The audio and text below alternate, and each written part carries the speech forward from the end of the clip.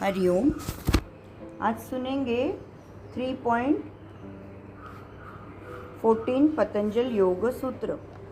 यह है शांतोदिता व्यपदेश्य धर्मानुपाति धर्मी। शांत मतलब शांत हुआ हुआ, पास्ट टेंस। उदित यानी उदय होने वाला, उदय हो चुका है वो, वर्तमान काल।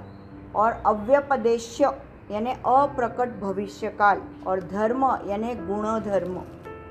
अनुपाति यानी अंगभूत और धर्मी यानी प्रकृति। तो उन्होंने बताया है कि शांत हुआ हुआ भूतकाल, उदय हो चुका है ऐसा वर्तमान काल और अप्रकट भविष्य काल, ये तीनों के गुण धर्म कोई भी वस्तु के प्रकृति में अंगभूत होते हैं। मतलब उसका एक्सप्लेनेशन देते हुए बताया है आगाशे सर ने कि धर्मी यानी ऐसा प्रकृति तत्व जिसमें उस पदार्थ के गुण धर्म हमेशा मौजूद रहते हैं, अंगभूत होते हैं। भूतकाल में जो जमा हुआ है, भविष्य में जो प्रकट होने वाला है और वर्तमान में जो व्यक्त हुए हैं, वो उस मूल गुणधर्म का मूल स्थान यानी धर्मी। तो पदार्थ के भौतिक व रासायनिक गुणधर्म उसके अणु और रेणु रहते हैं, उसके हिसाब से उसकी रचना से डिपेंड रहते हैं। तो कोई भी पदार्थ के अणु के इलेक्ट्रॉन की रचना अंगभूत गुणधर्म रहता है, उस पे कारणीभूत होता है। तो दूसरा कोई भी उसका जो अणु रहता है उससे होने वाला संयोग या वियोग, यह उसकी मूल रचना से निगडित होता है। तो भूत, भविष्य और वर्तमान ऐसे त्रिकाल में अबाधित रहना उसका बीज यानी धर्मी, ऐसे बोला है उन्होंने। तो सांख्य योग के तत्वज्ञान के अनुसार जो हमारा दृश्य जगत है यानी जो दिखता है, तो हर एक चीज़ जो है पंच तन्मात्रा से निर्माण हुई है। मतलब शब्द, रूप, रस, गंध जो है पंच तन्मात्रा, शब्द, स्पर्श, रूप, रस, गंध। तो इन तन्मात्रा के प्रमाण के अनुसार हर वस्तु का गुण धर्म डिसाइड होता है। पर इन सब चेंजेस में प्रकृति तत्व जो है वो कायम ही रहता है। मतलब धर्मी वैसा ही रहता है, उसके धर्म चेंज होते हैं, ऐसा उन्होंने एक्सप्लेन किया है।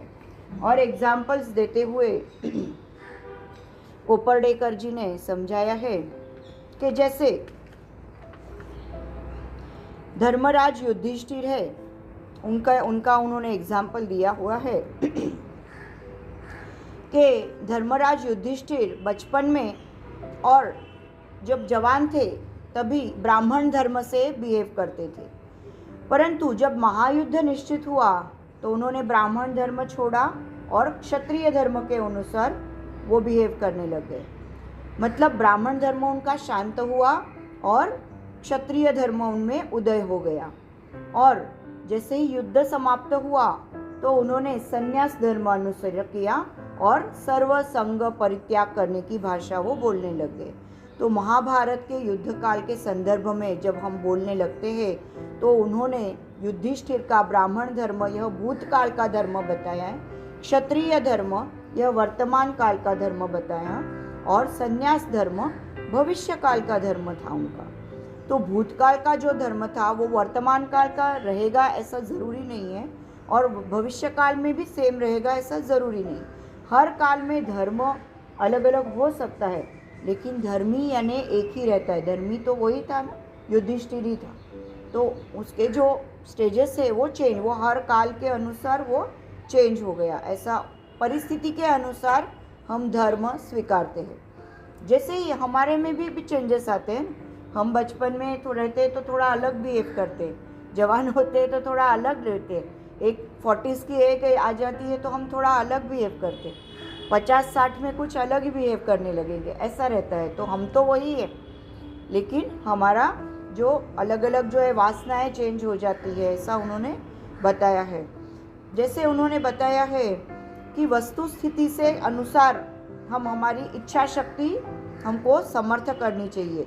तो जैसे इच्छा शक्ति समर्थ हो जाती है तो हमारी ज्ञान शक्ति वो क्रिया शक्ति यूज़ करके जो भी हमें चाहिए वो हम साध्य कर सकते हैं, ऐसा उन्होंने बताया है। कुछ वासनाएं शुद्ध अवस्था में रहेगी और कुछ अशुद्ध रहेगी, प्रसुप्त भी रहेगी, यानी जो जिसका उदय नहीं हुआ।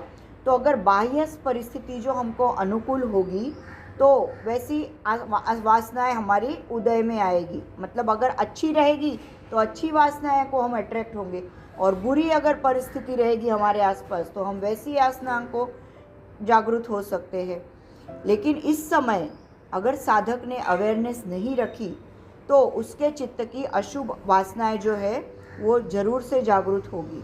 तो इसके लिए साधक ने अपने आप पे नियंत्रण रखना चाहिए, ऐसे उन्होंने बताया है। बाह्य परिस्थिति कैसे भी हो, फिर भी अगर हम अपने आप पे नियंत्रण रखने को, अपने आप में जो अगर वो शक्ति है, इच्छा शक्ति के बल पे उस चित्त में शुभ वासना ही निर्माण करनी है, ऐसे उन्होंने बताया है। उसी के लिए हमको प्रयत्नशील रहना चाहिए। दक्ष मतलब अवेयरनेस, एंड व्हाट योग टीचर्स अस, बी अवेयर। क्योंकि हर समय हम अवेयर रहते हैं तो ही आप वो साधना कर पाते हो। अवेयरनेस नहीं रहेगा तो मैं राइट बोलूँगी तो आप लेफ्ट करोगे, लेफ्ट बोलूँगी तो आप राइट पाँव उठाओगे, अगर आंखें बंद बोलूँगी तो आंखें खुल जाएगी, आंखें खुली है तो बंद नहीं होगी। चेंजेस होते रहेंगे ना। तो आपका अगर ध्यान नहीं है तो ऐसा होगा। अवेयरनेस बढ़ाने का काम योग साधना करता है, ऐसा उन्होंने बताया है। तो हर योग साधक वो काम कर सकता है कि अपनी इच्छा शक्ति के बल पे हम जो भी, अगर हम हमारे आसपास बुरा वातावरण भी क्रिएट हुआ तो भी हम अटल रहेंगे और हमारी इच्छा शक्ति के बल पे हम उसको ओवरकम कर सकेंगे, ऐसा उन्होंने बताया है। और शुभ वासना ही हमारे मन में निर्माण होगी। तो निर्विचार समाधि पक्व अवस्था आ गई तो अध्यात्म प्रसाद मिलता है, ऋतम भरा प्रज्ञा हमारे अंदर उदय होता है। मतलब फिर अशुभ वासनाएं चली जाती है और फिर से वो निर्माण नहीं होती। लेकिन तब तक साधक ने बहुत अवेयरनेस रख के, जागरूक रह के, बाह्य परिस्थिति कैसे भी हो तो भी हमारी वासनाएं अच्छी ही हो, इसके तरफ ध्यान देना चाहिए, ऐसे उन्होंने बताया। फिर स्वामी आनंद ऋषि जी ने बताया है कि नारद मुनि जी के नाम से एक स्टोरी है। भगवान विष्णु ने एक बार नारद मुनि जी को पूछा कि अरे नारद, तू इन लोगों को मेरी भक्ति करने को सिखा रहा है, वो एक प्रकार से ठीक ही है, लेकिन ये 24 घंटे मेरा पीछा नहीं छोड़ते। विष्णु भगवान ने नारद से कहा कि तुमने तो बता दिया कि विष्णु की भक्ति करो, लेकिन ये 24 घंटा मुझे बार बार याद करते हैं। तो ये मैं कहीं भी छुप के भी बैठा ना तो भी ये मुझे ढूंढ के निकालते हैं, और उनकी जो डिमांड्स रहती है, उनकी जो कंप्लेंट्स रहती है, उसकी लिस्ट बनाते हैं और मुझे सताते रहते हैं। तो इसमें से अभी तुम ही मुझे छुड़ा। तो नारद ने युक्ति बताई, उनको एक आइडिया बताई कि भगवान विष्णु आत्म रूप से हर एक इंसान के अंदर ही है, हर एक इंसान के हृदय में छुपे हुए हैं। इंसान आत्म तत्व बाहर इधर उधर ढूंढते फिरता है पर खुद के अंदर कभी झांकता ही नहीं। तो उन्होंने वो आइडिया बताई कि अपने अंदर ही है, सबको बताना कि तुम्हारे अंदर ही मैं हूँ। तो इधर उधर मुझे ढूंढते मत फिरो, भगवान के पास मैंने ये चढ़ाया वो चढ़ाया, मन्नत मांगी, इधर गया उधर गया, तुम्हारे अंदर ही है। तो अंदर कैसे करना है? स्पाइन में श्वास लेना है, खुद के अंदर जाना है, आंखें बंद करना है, अपने आप को देखना है, मतलब योग और मेडिटेशन करना है, वही उन्होंने बताया है। तो ऐसे आगे भी उन्होंने बताया है कि धारणा ध्यान समाधि का एकत्रित आविष्कार यानी संयम, और संयम का चित्त पे जो आंतरिक परिणाम मतलब एकाग्रता, निरोध समाधि, ये तीनों परिणाम, तो वो जब साथ में हो जाता है, धारणा से क्या होता है? एकाग्रता परिणाम की प्रक्रिया, और ध्यान से क्या होता है? निरोध परिणाम की प्रक्रिया, और संप्रज्ञात समाधि से समाधि परिणाम की प्रक्रिया योगी को एक्सपीरियंस होता है।